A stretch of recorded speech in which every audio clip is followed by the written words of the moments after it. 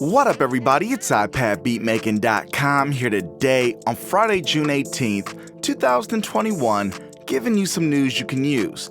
Now, if you enjoyed this video, please be sure to hit the like button, as well as the subscribe button and the notification bell so that you don't miss out on the latest news, tips, tricks, sales, beats, reviews, updates, and more. Now, in case you didn't know, iOS is a very capable platform when it comes to vocal performance recording, especially inside of Cubases where you can group tracks, use keyboard shortcuts, and more. I recently did a live stream recording a song, walking you through my process for recording, mixing, and answering your questions on our live stream featured here. The beat for this track was produced by the talented iOS producer Leon Lastana, so if you want to possibly collab with your beats, be sure to hit us up.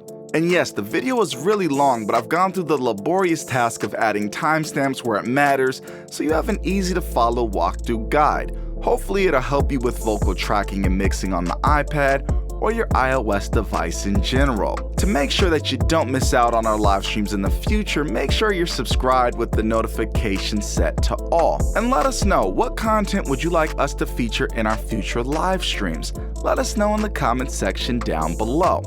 And iOS music production in general is really a special place. There's really something for everybody. And from the developers, we get crazy, completely original apps that desktop has never seen, totally optimized for the iOS touchscreen.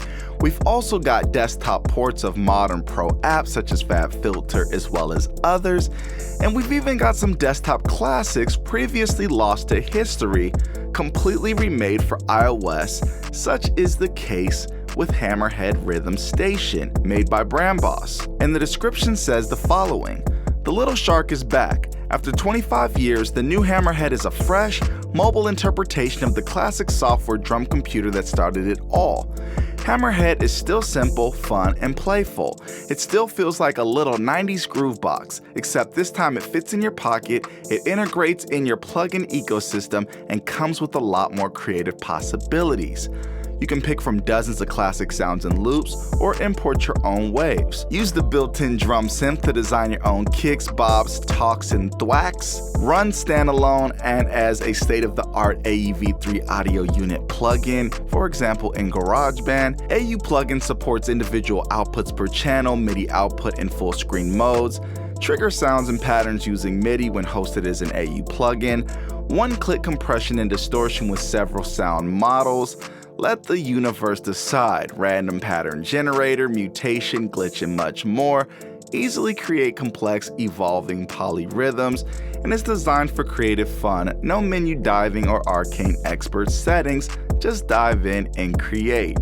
So be sure to check that app out. Let us know what you think of it. It's currently priced at $7.99. I don't know if that's an introductory price or the price it will be from now on going forward, but it definitely looks really cool, so be sure to check it out. And Elliott Garage is looking for beta testers for one of their new apps called Modern Effects. So if you're interested, be sure to hit up Elliott Garage at info@elliottgarage.com. Again, that's info@elliottgarage.com. And now let's move on to updates.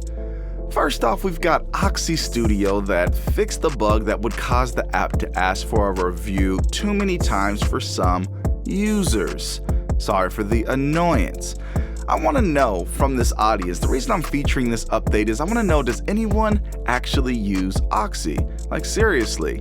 If so, what do you like about it? What do you dislike about it? Do you think it's a viable option as a music making app? Let us know in the comment section down below. Next up, we've got Korg Module Pro with Tropical Pop, a new sound expansion pack that's available. Clevverb and Korvpressor now also work as standalone app in addition to an AEV3 plugin. Piano Motifs has added the ability to shift motifs by semitones in the arrangement screen, updated the user manual, and added preset chord progressions for randomly generated motifs. Digistick's Drummer AEV3 plugin has fixed issues with the low resolution pop-ups. You can now drag the pop-ups out of bounds of the parent window for additional room. The pad options dialog no longer recenters when changing pad. Fix the crash when long pressing the panic button. And Sporangle has added the ability to configure the maximum supported delay times using the configuration panel in the main container app. Added a button to clear the delay state to help with editing parameters. Added a history system to interact with the randomization buttons. It's also useful for A/B settings. And fixed an issue with the controller slider that could make it difficult to use. And reduce the minimum OS requirements to iOS 13.4.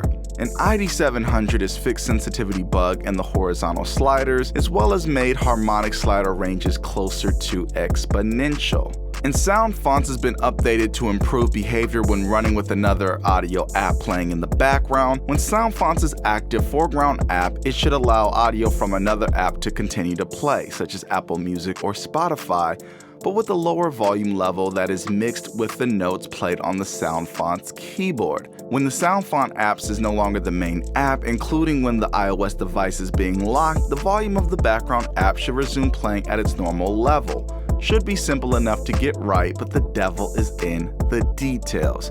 So be sure to check out some of those great updates from our wonderful iOS developers. And with that said, let's move on to sales. Now, first off, Korg is having a huge sale going on right now where it looks like you can save 50% on all of their apps, and I believe this may also apply to their in-app purchases. Shout out to viewer, subscriber, and commenter Brent Lopez for giving me the information ASAP as soon as this came to his attention.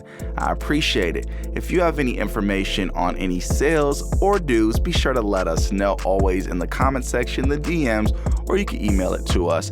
But anyways, let's get to the sales. First off, we've got Korg Module Pro, which was $39.99. It's now $19.99. Korg Gadget 2 was $39.99, and it's also $19.99. Korg iChaosilator was $19.99. It's $9.99.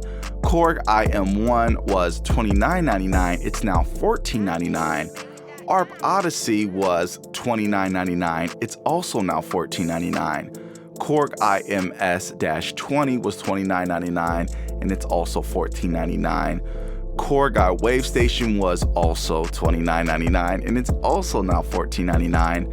And the same applies to Korg iMono/Poly, which was $29.99, and it's now $14.99.